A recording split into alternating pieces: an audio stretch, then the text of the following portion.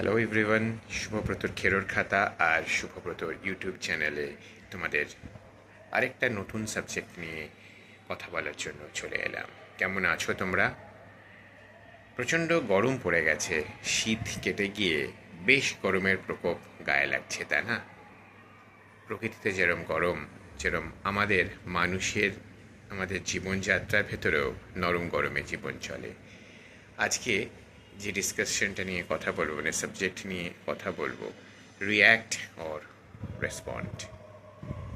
দুটোই আর দিয়ে, কিন্তু দুটি শব্দের মধ্যে একটা বিশাল তারতম্য রয়েছে, একটা বিশাল তফাৎ রয়ে গেছে।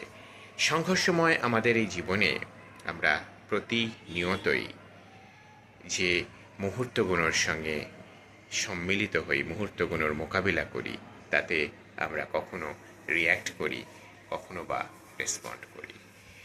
একটা মুহূর্ত এলো, একটা পরিস্থিতি এলো, আর সেই পরিস্থিতিতে আমরা কি করলাম? পরিস্থিতিটার সঙ্গে আমরা মোকাবিলা করতে গিয়ে পরিস্থিতিটাকে আমরা রিয়াকশনের মাধ্যমে কাটানোর চেষ্টা করলাম।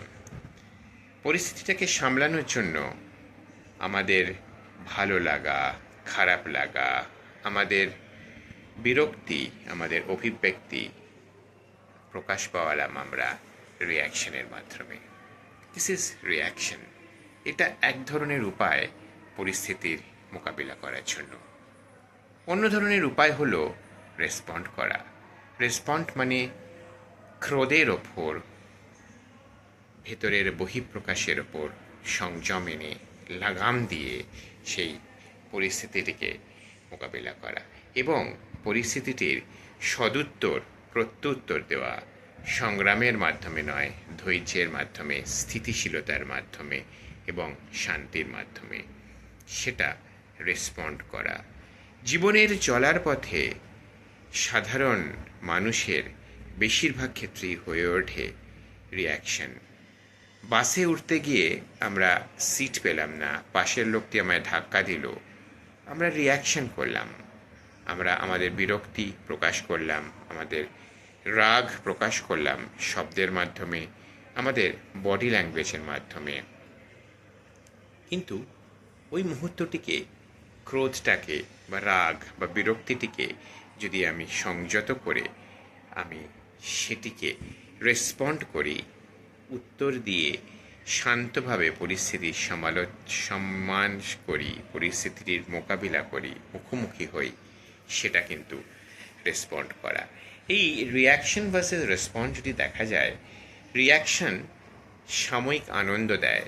রিয়াকশন একটা every action has a equal and opposite রিয়াকশনের মতন। রিয়াকশন আরেকটা রিয়াকশন আনে, আরেকটা রিয়াকশন আরেকটা রিয়াকশন আনে, এবং সেখান থেকেই কিন্তু সংগ্রাম হয়, সেখান থেকেই কিন্তু অশান্তি হয়, সেখান থেকেই কিন্তু শান্তি বিঘ্নিত হয়ে দিমাগি বা মস্তিষ্কের ব্যাঘাত ঘটে এবং আমরা অস্থির হয়ে পড়ি।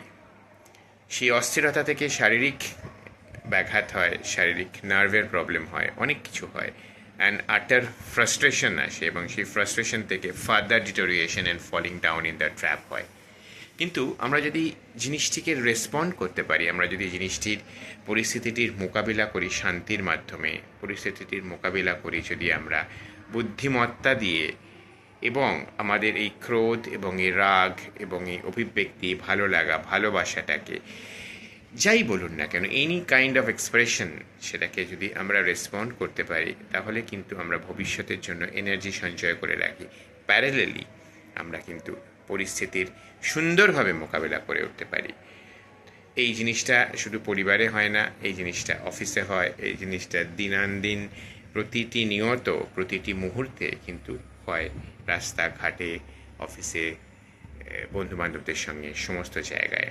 যে মানুষ রিয়াকশন না করে রেসপন্ড করছে, সে যে শুধু পরিস্থিতি সুন্দরভাবে মোকাবিলা করতে পারছে তা নয়, সে নিজে মনে প্রাণে শান্তি আনছে এবং অপরকেও শান্তি দিচ্ছে। তো তোমরা রিয়্যাক্ট করবে না রেসপন্ড করবে, নিজেরা বিচার বিবেচনা করো, আর আমাকে কমেন্ট করে জানিও যে reaction or respond, which one is more important and which one you favor. Thank you. শুভরাত্রি।